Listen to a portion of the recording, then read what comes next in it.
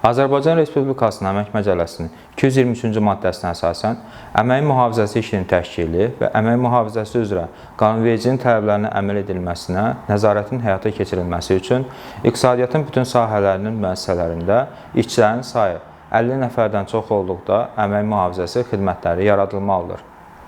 Əmək mühafizəsi xidmətinin tərkibinə əmək qanunvericiliyini, əmək mühafizəsi normalarını mükəmməl bilən mütəxəssislər daxil edilir.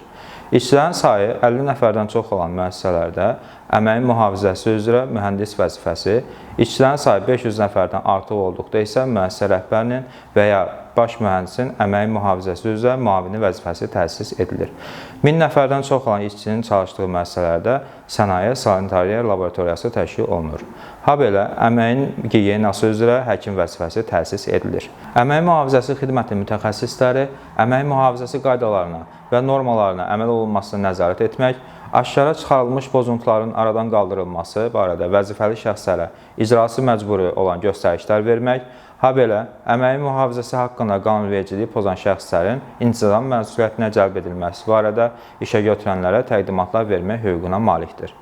Əmək mühafizəsi xidmətinin rəhbərləri və mütəxəssisləri öz vəzifələrinə aid olmayan işlərin yerinə yetirilməsinə cəlb edilə bilməzlər və vəzifə borclarını düzgün və keyfiyyətli yerinə yetirməməyə görə qanunvericiliklə müəyyən edilmiş qaydada məsuliyyət daşıyırlar.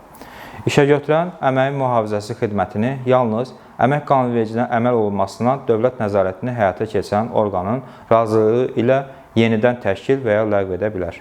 Azərbaycan Respublikasının İnzibati Xətalar Məcəlləsinin 200-cü maddəsinə əsasən əmək mühafizəsi xidmətinin rəhbərinin və mütəxəssislərinin başqa işlərin yerinə yetirilməsinə cəlb edilməsi inzibati məsuliyyətə səbəb olur. Əmək hüquqlarınızı öyrənin və tələb edin.